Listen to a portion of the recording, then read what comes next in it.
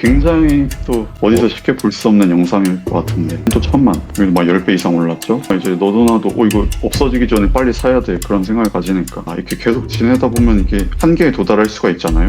우매한 우리 대중들이 파산을 하고 파산한다는 건 뭡니까? 대중의 기대감과 믿음. 이거 손해본 사람이 단 한 명도 없는 거죠, 이 세계에. 일단 지난번 거 아주 간략하게 요약하겠습니다. 지난번 어디까지 얘기했더라? 일단 이거는 다시 한번 강조하고 싶은데 PPT는 진짜 대충 만들었습니다. 내용에 집중해 주세요. 내용은 절대 저 퀄리티가 아닙니다. 그리고 투자 추천 절대 아니고요. 오늘 할 말들도 투자 이야기가 뭔가 나올 수 있는데 투자 추천 아닙니다.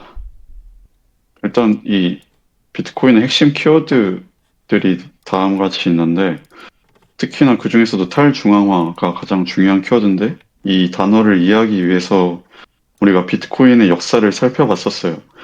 한마디로 뭔가 화폐의 역사였고 뭐 좀 더 디테일하게 말하면 중앙의 어떤 부조리의 역사였습니다. 그러니까 그 과거 영상들을 꼭 한번 보시고요. 태용님은 이거 보러 가기 그런 거 띄울 수 있잖아요. 그죠? 아, 있죠, 있죠. 네, 네, 그런 거 한번 해주셨으면 좋겠고 지금 네, 타이밍에. 네, 좋습니다. 역사를 그래서 쭉 읊었었는데 역사에서 뭐 막 조개 껍데기부터 시작해가지고 막 갔었고 파운드화가 어떻게 기축통화 지위에 올랐는지 어떻게 기축통화 지위가 박탈됐는지 그런 거 말했었고 달러 이야기를 또 한창 했었죠. 달러가 또 어떻게 기축통화가 됐고 어떤 일들이 있었는지 그리고 달러는 뭐 워낙 역사가 복잡하고 많아가지고 많은 디테일한 이야기들이 있었습니다. 뭐 부조리들을 하나하나 말해줬었죠. 환율 조작 문제, 뭐 플라자 합의, 부조리한 경제 제재, 러시아나 중국이 이렇게 경제 제재 받는 것들, 그리고 뭐 서브프라임 모기지 사태 이런 것도 얘기했었고, 패권을 위한 전쟁, 막 이라크 전쟁이나 중동 전쟁들이 단지 정의를 위한 것만은 아니었다, 아닐 수 있다, 그런 해석도 있다, 라는 언급을 했었습니다. 그 다음 미국의 부채 문제에 대해서도 언급했었고, 이게 다 비트코인을 이해하는데 굉장히 중요한 사건들이기 때문에, 그리고 꼭 아셔야 합니다. 비트코인 가격이 예를 들면 뭐 50% 떨어졌다. 그럴 때 이런 것들이 전 힘을 발휘한다고 생각해요. 이런 것들을 알아야 비트코인의 가치를 알고 그냥 기다릴 줄 알게 되는 거죠. 아니, 그게 아니라면 그냥 남들이 팔 때 패닉 셀링을 하게 될 겁니다. 똑같이 따라서. 그냥 일반적인 개미 투자자 마냥 시장에 돈을 주고 가는 거죠. 그래서 그런 디테일들을 이렇게 쭉 살펴봤었고, 그리고 비트코인 블록체인도 우리가 했었어요. 굉장히 또 어, 어디서 쉽게 볼 수 없는 영상일 것 같은데. 네. 여러 번 봤는데도 뭔 말인지 모르겠더라고, 사실. 그런가요? 어렵더라고요. 어. 근데 몰라도 어쨌든 핵심 내용은 영상에 담겨 있으니까. 참고로 제가 여태까지 발표한 자료들은 제가 여러 가지 책을 읽었지만 여태까지 발표한 자료들은 보통 이 책에서 다 가져왔습니다. 이 장세용님의 비트코인 블록체인 바이블이라는 책이 있는데 진짜 굉장히 훌륭하고 쉽게 쓰여진 책입니다. 이분이 저랑 학교가 같더라고요. 그래서 역시 탁월하다 그런 생각했고 아무튼 되게 감사합니다, 장세용님. 네. 이제 다음 강의를 이어갈게요. 이번엔 이제 그냥 가벼운 이야기들입니다. 쉬운. 이제 비트코인 투자자 관점에서의 여러 가지 이야기들을 해보겠습니다. 비트코인 투자에서 가장 강력한 내러티브를 갖는 키워드가 반감기라고 생각합니다, 저는. 이제 반감기라는 거는 말 그대로 이 반씩 감소하는 어떤 주기, 막 그런 의미인데요. 비트코인은 4년에 한 번씩 공급량이 절반으로 줄어요. 그러니까 2012년에는 채굴자들이 만약에 채굴에 이렇게 성공했다 하면 25개의 코인을 받았었어요. 근데 4년이 지난 2016년에는 12.5개만 받았습니다. 그러니까 똑같은 전기세 혹은 그 이상의 전기세, 전기 파워, 채굴 파워를 이용해서 채굴했는데 채굴량은 반으로 줄은 거예요. 또 2020년에는 이것의 절반인 6.25개로 줄었습니다. 또 2024년, 얼마 전이죠. 작년입니다. 작년 반감기 때는 또 이 6.25개의 절반인 3.125개로 줄었어요. 이게 왜 중요한 이벤트냐면, 공급량이 절반이 됐다. 그럼 이제 수요와 공급의 법칙을 생각해 보면, 이제 공급 쪽에 충격이 발생한 거죠.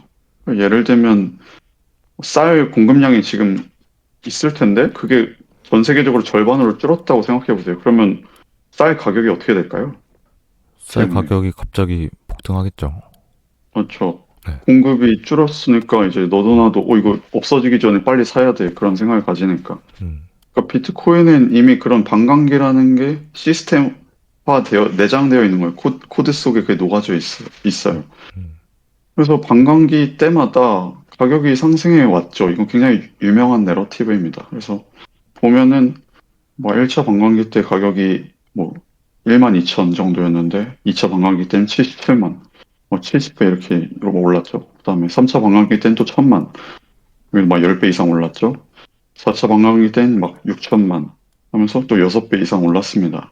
음, 또 누군가 이런 생각을 할 수 있어요. 이게 반감이 됐으니까 가격도 절반, 이 2배 정도만 올라야 되는 거 아니야? 라고 생각할 수 있는데 그건 너무 단편적인 생각이죠. 일단 꼭 시장이 그렇게 간단하게만 움직이지 않을 거고 비트코인의 가치를 모르던 사람들이 알게 되는 것도 효과가 있을 테고 아무튼 그런 복잡한 요소들이 많을 겁니다. 음, 아무튼 반감기라는 이런 가장 큰 이벤트가 있고요. 지금은 그 반감기의 효과를 받을 수 있는 해입니다. 음, 왜냐하면 보통 반감기가 일어나도 한 6개월쯤 후부터 폭등하는 사이클을 가져왔어요. 음, 그걸 좀 보면은 이걸 좀 확대해 보겠습니다. 이때가 아마 2차 반감기 때 2016년 7월 달인데 보면은 처음엔 오히려 가격이 떨어지는 게 지금 보이시나요? 네. 네, 처음에 약간 오히려 떨어졌다가 한 6개월 정도 돼서야 막 폭등하는 걸 보여줍니다. 또 이게 이때가 3차 반감기 2020년 뭐 4월, 5월 달 정도인데 이때는 뭐 떨어지진 않았지만 막 별로 이렇게 큰 상승이 없다가 초반엔 한 6개월쯤 후부터 막 미친 듯이 폭등했습니다. 음, 이번에도 마찬가지 2024년 4월 작년 반감기가 있었고 음, 6개월 이상을 횡보 및 하락을 했었습니다. 오히려 하락을 했었죠. 하락했다가 막 이렇게 지금 상승하고 있어요. 아무튼 지금 그러고 있는데 그럼 왜 이러냐? 음, 왜 관광기가 지나고 바로 오르지 않고 6개월 후쯤부터 증가하냐에 대해서 일단 그냥 직관적으로 이런 생각을 할 수 있죠. 어떤 정책이 딱 나왔을 때 그 정책이 시장까지 도달하는데 시간이 걸릴 수밖에 없어요. 이게 막 되게 거시적인 차원이잖아요. 음, 음. 그래서 그런 시간 지연 효과가 당연히 있는 것이고 예를 들면 그냥 금리 인하 정책이 실행됐다 해도 그것이 시장까지 가는데 시간이 실제로 걸립니다. 그런 음, 거랑 똑같은 맥락이겠죠. 음, 그 다음에 이건 좀 더 복잡한 메커니즘인데, 채굴자 관점에서 어떤 메커니즘이 있어요. 그걸 설명드리자면, 일단 반감기 이벤트가 딱 발생했어. 예를 들면 2024년 4월에 반감기가 딱 발생했어. 그러면 일단 채굴 기업 입장에서는 매출이 절반으로 줄다는 느낌을 받을 수 있죠. 왜냐하면 음, 코인 채굴량이 반으로 뚝 떨어졌으니까 자기가 팔 수 있는 물건이 딱 절반으로 됐으니까. 일단 가격은 그대로인데. 음. 근데 채굴자들이 어쨌건 되게 큰 기업인데 물론 작은 채굴자들도 있지만 전기세를 엄청 많이 내야 되고 채굴하기 위해선 음, 그리고 사람들 인건비도 줘야 됩니다. 직원들한테. 그러다 보니까 아니 매출이 지금 절반이 되니까 근데 기존에 내던 전기세는 오히려 막 늘어만 가고 있고 인건비는 계속 주던 대로 줘야 되니까 영세한 채굴자들이 힘들어져요. 힘들어지면서 어떤 짓을 하냐면 비트코인을 보유하고 있던, 저장해 뒀던 비트코인을 시장에 내다 팝니다. 약간 음, 쌓아뒀던 그 매물들을. 왜냐면 그 비트코인 팔아서 이 전기세랑 인건비 내야 되니까, 충당해야 되니까. 그래서 초반에 약간 하락을 하는 거예요, 오히려.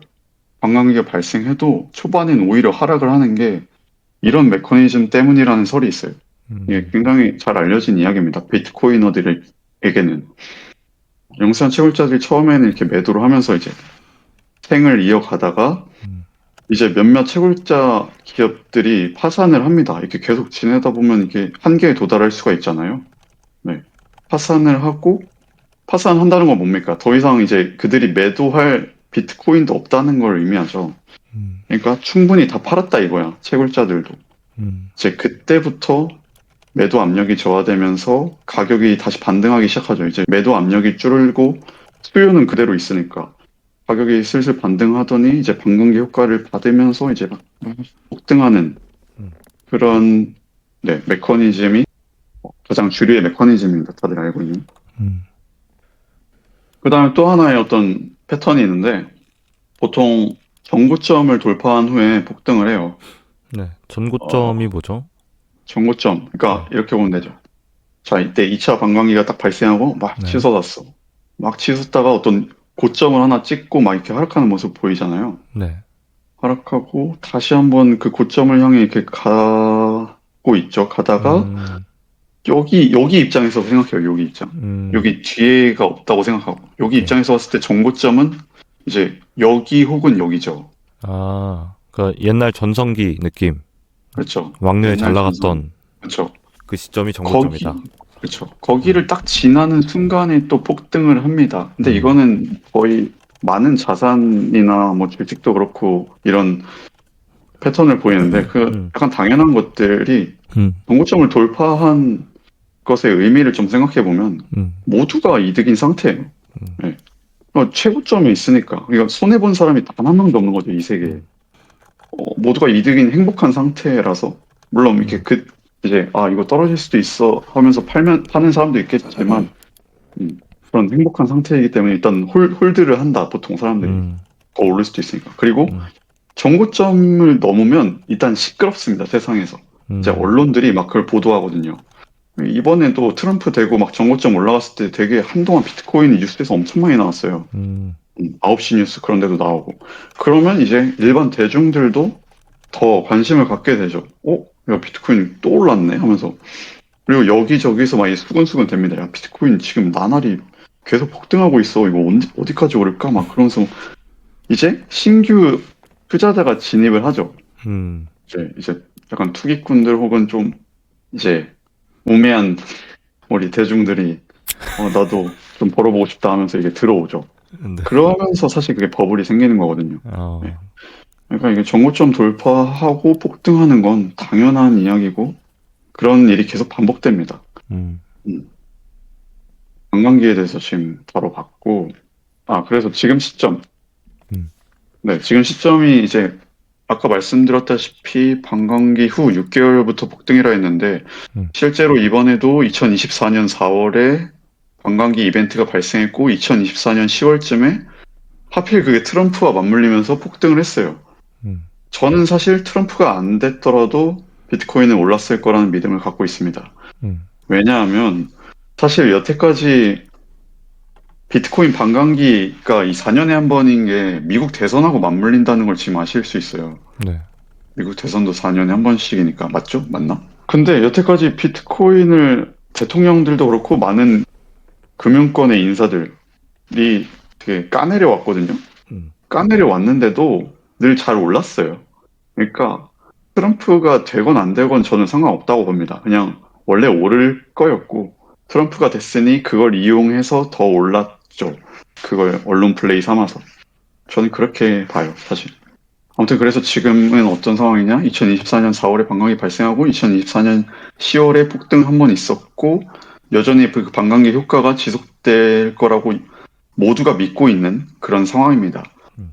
네, 보통 반감기 지나고 한 18개월 정도는 계속 상승한다는 것이 여태까지 사이클이었고 모두가 그렇게 믿고 있거든요. 물론 지금 살짝 횡보가 길긴 하지만 아무튼 많이들 그렇게 믿고 있습니다. 근데 이제 관광기 효과가 분명히 점점 줄어들 거라는 건 또 자명해요. 왜냐면 제가 그림을 하나 그려왔는데, 자, 어떤 컵에 물이 이 정도 차 있었는데, 막 물이 콸콸콸 떨어져. 음. 그러면 이 콸콸콸 떨어지는 거에 의해서 막 전체 양이 되게 많이 좌지우지 되겠죠. 네. 근데 지금 상황은 이거예요. 이미 물이 많이 따라져 있어. 시장의 유동성이 이미 많이 풀려 있어. 비트코인이 이미 많이 세상에 많이 나왔어. 대부분의 음. 물량들이. 음. 그 다음에 새로운 유동성은 되게 조금 한 방울씩 떨어지고 있는 상태예요, 사실. 음. 왜냐면 지금 이거는 이전 영상을 이 나오면 더 이해하기 쉬울 텐데 네. 반감기를 여러 번 거치면서 이미 비트코인이 이미 세상에 많이 풀렸고 음. 앞으로 나올 물량은 적거든요. 전체 2,100만 개 중에 얼마 안 남았습니다. 처음 보는 분들을 위해서 네, 그거를 설명을 해주시면 좋을 것 같은데, 비트코인이 총 발행량이 정해져 있는 거죠?